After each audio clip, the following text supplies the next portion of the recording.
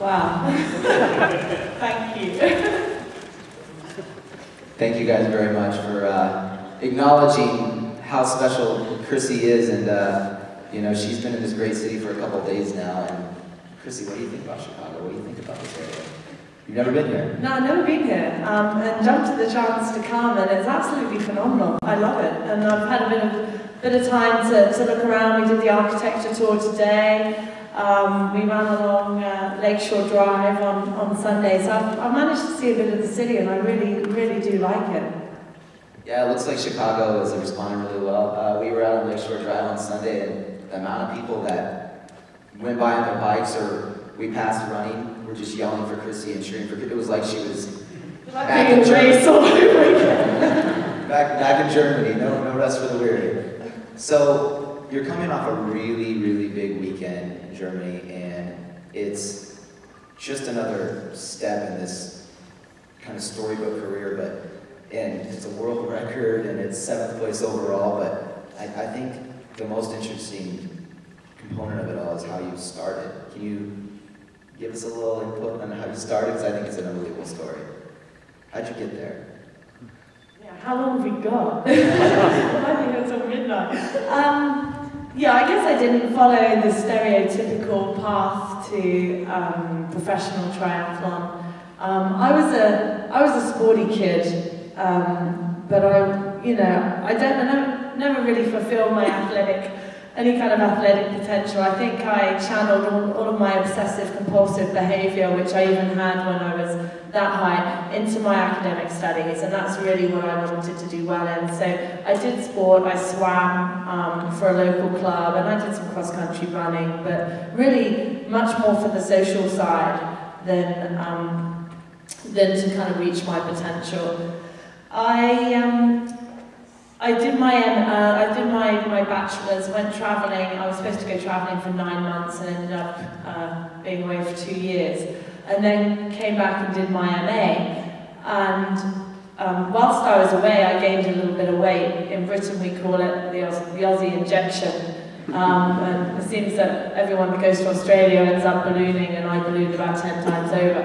So I got back and I wanted to lose a bit of weight. I wanted to keep fit, so I started running, and being this obsessive compulsive person, I started 20 minutes, 30 minutes, 40 minutes, and then I had the great idea I'd run the London Marathon. So I entered the London Marathon in 2002, and I did pretty well. I trained myself, and I trained in a very unstructured and unknowledgeable way, and it went okay. I did 3:08, and I realized then that I love to run, and that I had a talent for the longer, I guess the longer distance events. So I started running more seriously, and then in 2004. I was visiting a friend, and I decided to go for a swim with the local triathlon club that she was a member of. And this guy said to me, well, you can swim. And I said, well, yeah, kinda. And he said, do you run? I said, well, yeah, I do a bit of running. Do you ride a bike? No, never sat on a bike.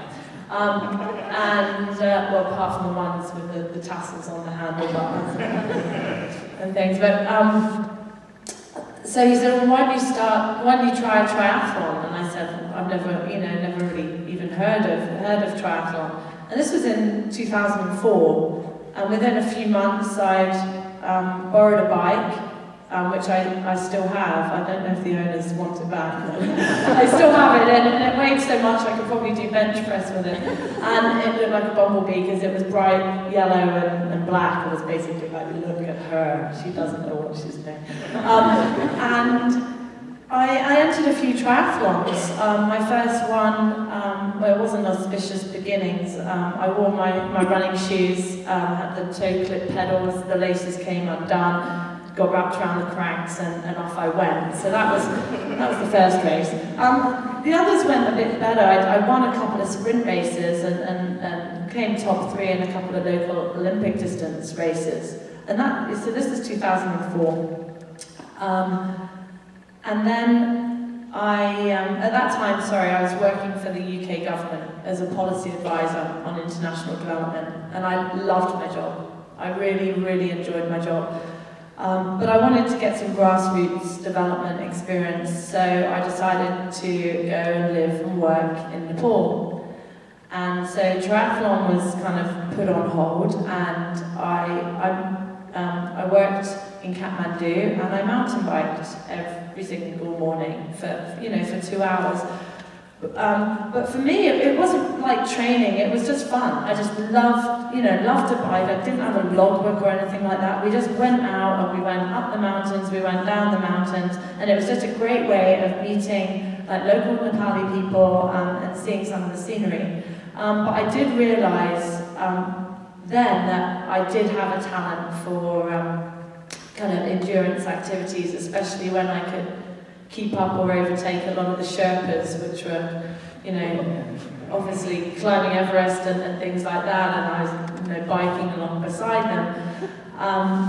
And so when I got back to the UK in 2006, I decided to take triathlon more seriously.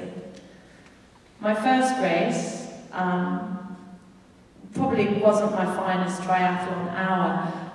It was the first race that my mum and dad ever came to watch, actually.